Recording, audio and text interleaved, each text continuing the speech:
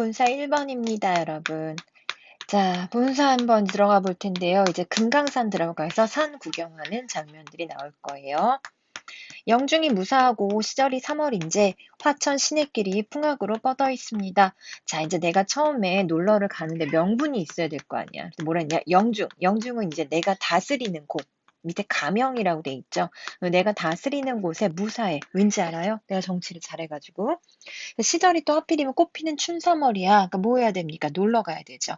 화천 시내길이 풍악으로 뻗어 있습니다. 자, 화천이라고 하는 거, 이거 뭐 지명으로 볼 수도 있고, 아니면 이제 꽃으로 가득 차 있는 강이 풍악으로 뻗어 있습니다. 원래 풍악은요, 뭘 가리키는 거냐, 금강산이거든요. 근데 금강산이 너무 예뻐가지고, 봄, 여름, 가을, 겨울 이름이 다 있어서, 원래 봄에는 금강이라고 해야 되는데, 가을이 제일 예쁘대요. 그래서 지금 너무너무 예쁘다는 거 표현하려고 계절적으로 맞진 않지만 풍악이란 표현을 썼어요. 자, 여행 갈 땐 어떻게 해야 돼? 나 그때 술 먹고 싶나 봐요. 해장 아니에요, 행장이에요. 자, 행장을 다 떨치고 짐을 가볍게 싸고 이거는 있을 수가 없는 일이에요. 여행을 갈 때 무슨 일이 벌어질지 모르기 때문에 최대한 많이 싸가야 되는데 이분은 이제 가볍게 싸고 떨쳤다란 얘기는 이제 이런 것들 다 내려놓고 가볍게 하고 석경 좁은 길에 막대기 짚었어요. 뭐 짚었어요? 지팡이를 짚고 걸어갑니다. 백천동을 곁에 두고 만폭동으로 들어갑니다. 이제 어디를 가냐면 우리가 만폭동이라고 해서 여기에서 뭘 볼 거냐면 폭포를 볼 거예요. 우리가 폭포 같은 거를 보면은 여기서부터 뭐가 나올 거라 생각을 해야 되냐면 폭포는 눈으로 즐겨야 되죠. 맞아요. 그러니까 이제 눈으로 보이는 것들이 나올 것이고 그다음에 또 하나 이제 뭐가 나와야 되냐면 소리로 듣는 것들이 나와야 될 거예요. 여기 위에 있는 애 있잖아요. 얘가 이루띠예요. 이루띠. 나이는 추정인데 49살. 얘가 지금 네, 사정없이 저를 감시하고 있습니다. 지금 소리 지금 안 나잖아요. 지금 얼른 해야 돼요. 자, 백천동 곁에 두고 만폭동으로 들어가니까 거기에서 뭐가 보이냐면 지금 보이시죠? 그림에서도 이렇게 폭포가 나오고 있습니다. 이 폭포 구경 한번 해볼게요. 폭포를 이렇게 표현했어요. 은 같은 무지개, 옷 같은 용의 초리라고 했어. 제가 여기서 이렇게 한번 끊어볼게요. 문장 구조가 되게 닮았죠?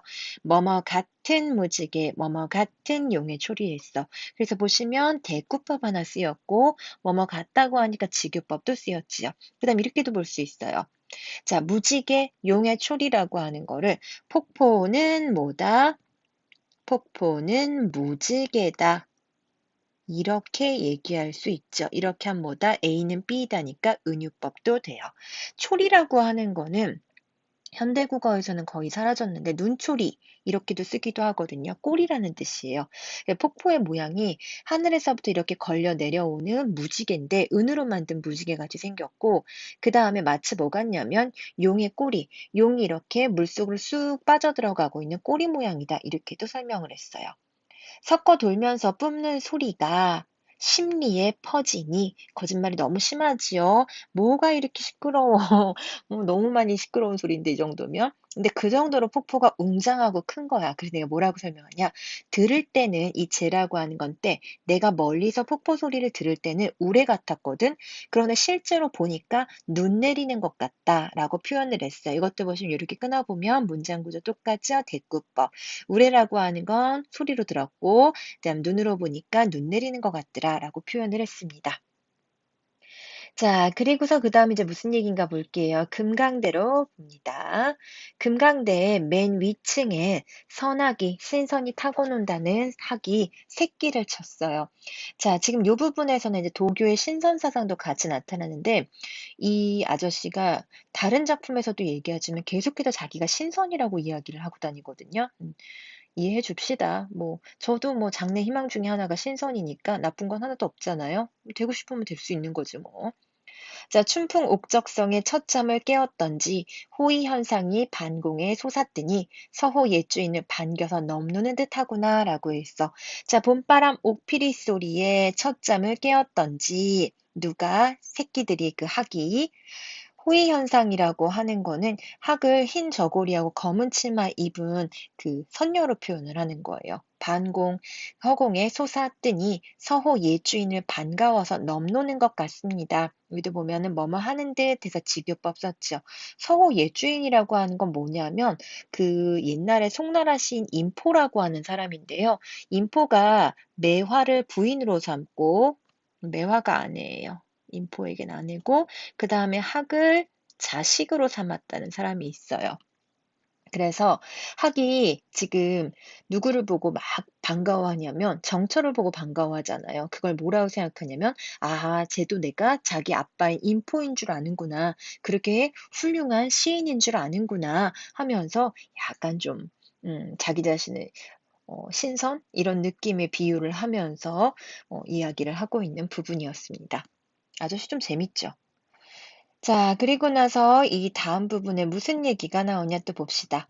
소양로 대양로 눈아래 굽어보고 정양사 진월대에 고쳐 올라 앉은 말이 니어산 진면목이 여기야 다 보입니다. 자, 소양로 대양로라고 하는 거는 그 만폭동 근처에 있는 봉우리들, 작은 봉우리, 큰 봉우리를 다 눈아래에 굽어보고 정향사 진월대라고 하는데 다시 올라가서 앉아요. 거기에서 뭐 하냐? 여산의 진면목이 여기서 다 보이는 것 같다라고 이야기를 합니다. 자, 그래서 이제 보면 이 사람이 뭐라고 하냐면, 와, 여기는 여산이 아니라 사실은 금강산이잖아요. 그런데 이 여산은 중국에 있는 산이거든요. 근데 중국에 있는 산의 아름다움을 금강산에서 다 볼 수 있다라고 얘기를 해요. 옛날에는 우리나라 사람들이 우리나라 그 자연을 보면서도 뭐라고 얘기하냐면 항상 중국하고 비교를 하고 우리나라 자연을 보고 그림을 그릴 때에도 중국 스타일로 그리고 이렇게 했거든요. 항상 기준이 중국이었으니까. 그러니까 여기에서도 뭐라고 하냐면 금강산을 보면서 여산의 아름다움을 떠올리고 있는 거죠. 그런데 그 여산의 아름다움보다 금강산의 아름다움이 더 대단하다라는 거야. 다시 말하면 세계 최고라고 하는 중국보다 우리가 더 멋있어. 이렇게 자랑을 하고 있습니다. 자, 어머나 조아홍이 헌사토 헌사하다라고 했어. 자, 어머나 조아홍이라고 하는 조물주가 되는 거고 헌사토 헌사하다라는 거 헌사하다는 건 원래 무슨 뜻이냐면 야단스럽다라는 그런 얘기인데 여기서는 야단스럽다는 의미로 보는 것보다는 너무 대단하다. 어머, 어쩜 이렇게 봉우리 하나하나를 다 다르게 만들어 놓았을까? 너무너무 멋지다. 이런 표현으로 보는 게 좋을 것 같아요. 자, 그러면서 그 봉우리를 보면서 무슨 얘기를 할 거냐? 봉우리가요, 너무너무 다 다양하게 생긴 거야. 그래서 그 봉우리들을 보면서 이 사람이 느낀 점들을 이야기할 거예요. 야, 봉우리들아, 날거든 뛰지 말아라. 서 있거든 솟지 말아라. 어쩜 너네는 이렇게 모양이 다 다르게 생겼니? 하는데 요 구절이 제가 밑에 뭐라고 써놨죠? 송순의 면왕정과 영향을 받았다고 하잖아요. 옛날 사람들은 글을 쓰면서 다른 사람 글에서 좋은 부분들을 따와서 쓰는 경우가 있어요. 그래서 이 사람의 작품을 알고 나면 다른 사람의 작품에서도 그 부분을 볼 수 있는 경우가 있는데 여기가 그래요. 송순의 영향을 굉장히 많이 받았어요, 정철이. 그래서 저희 나중에 면왕정가도 한번 살펴볼 겁니다. 자, 얼마나 이제 봉우리가 변화무쌍하게 생겼느냐면 부용을 꽂은 것 같고 배곡을 묶은 것 같아. 뭐뭐 하는 듯 계속해서 직유법 썼죠. 문장 구조가 계속 똑같은 것들이 반복적으로 나옵니다. 연꽃을 꽂은 것처럼 어떤 건 참 곱고 어떤 것은 배곡을 묶어놓은 것 같이 생겼어요. 얌전하지요. 동해를 박차고 뛰어나가는 것 같이 생겼고 북극이라고 하는 거는 북극성, 하늘에 떠 있는 그 북극성, 북두칠성, 이거 생각하면 되겠죠. 우리 보통 하늘에 떠 있는 해나 달이나 반짝이는 별이 보이잖아요. 그럼 이제 뭐 생각하냐? 임금님 생각하는 경우가 많아요. 그래서 산봉우리들의 그런 변화무쌍한 모습을 정적인 부분, 그 다음에 또 하나 동적인 부분, 이렇게 살펴보았습니다. 자, 그리고서 계속해서 조금만 더 볼까요? 높구나 망고대, 외롭구나 혈망봉, 문장 구조 계속해서 비슷하게 생겼습니다. 대꾸법 잘 썼죠? 망고대야, 너는 참 높구나, 외롭구나, 혈망봉아 라고 얘기하는데 이 망고대하고 혈망봉을 보고서는 뭘 느끼냐면 이 사람은 자연을 보고 그 자연을 통해서 자기 자신의 모습을 보기도 해요. 우뚝 서 있는 망고대, 외롭게 혼자 서 있는 혈망봉이 마치 뭐 같냐면 간신배들 사이에서 혼자 할 말 다 하는 자기 자신 같이 보이는 거야. 이제 제 생각인데 제가 얼마 전에 인터넷 검색을 하다가 MBTI 검사에서 이 조선시대에 태어났으면 MBTI 얘네들이 이제 어떤 인간 유형이었을까 이런 걸 봤는데 거기에서 그게 있었어. INTJ 형들이 조선시대 태어났으면 그 바른말 하다가 유배 갔을 거라고. 이분도 아마 그런 스타일이 아닐까 합니다. 뭐 재미로 하는 거긴 하지만. 아무튼 하늘에 치밀어 무슨 일을 말하려고 천만 겁이 지나도록 굽힐 줄을 모르느냐라고 했어. 자, 이건 이제 망고대하고 혈망봉한테 하는 얘기인 거야. 야, 니네는 하늘을 향해서 무슨 일을 말씀을 드리려고, 하늘 여기서 임금님이죠? 무슨 일을 말씀드리려고 천만 겁, 겁이라고 하는 게 불교에서 말하는 시간인데 우주가 한번 빅뱅 일으켜서 만들어졌다가 소멸할 때까지 그런 시간이래요. 그래서 그 오랜 시간이 지나도록 굽힐 줄을 모론한다라고 했어요. 역시 니은다 물어봤죠. 야, 니들 참 대단하다. 어떻게 그렇게 오랜 세월이 지나도 굽힐 줄을 모르느냐. 진짜 대단하다. 어머나 너로구나. 너 같은 이 또 있냐라고 했는데, 너 같은 애가 또 있겠는가라고 했지만 있어요. 그 너 같은 이가 바로 누가 되겠어? 자기 자신이에요. 내가 저 봉우리들을 보면서 나의 모습을 보는 거지. 야, 진짜 나도 저런 인간인데, 니들도 그렇구나. 역시 우리는 닮았어. 이런 얘기들을 쭉 하고 있는 부분이지.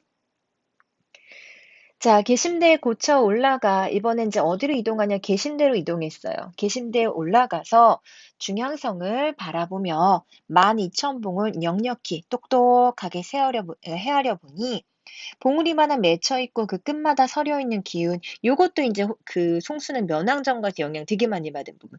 맑거든 좋다. 이 좋다가 옛날 말에는 이렇게 쓰는 좋다가 있고 그 다음에 또 하나 요렇게 디오타라는 애도 있어요. 좋다가 깨끗하다의 뜻이고 이 뒤에 있는 디오타가 굿의 의미. 그럼 여기서는 맑거든 깨끗하지 말지. 깨끗하거든 막지 말지. 너는 어떻게 깨끗하면서 맑기까지 하니? 어우, 너무 대단하다. 이렇게 칭찬을 하고 있는 부분이죠. 저 기운, 봉우리마다 있는 기운을 훑어내서 뭐 만들고 싶어? 인재를 만들고 싶어. 인재를 왜 만들어 드려야 되냐면 지금 임금님 곁에는 나같이 훌륭한 신하가 없어요. 그러니까 임금님이 정치를 하려고 해도 힘드시겠죠. 그 나라 걱정하는 마음, 나같이 훌륭한 신하 하나 만들어서 선물로 보내드리고 싶어. 자, 금강산의 그 산의 형용은 모습입니다. 생김새가 끝이 없고 채색, 그 움직임이 다양하기도 하구나. 하동할시 우리 아까 얘기했죠? 많기도 많다라고.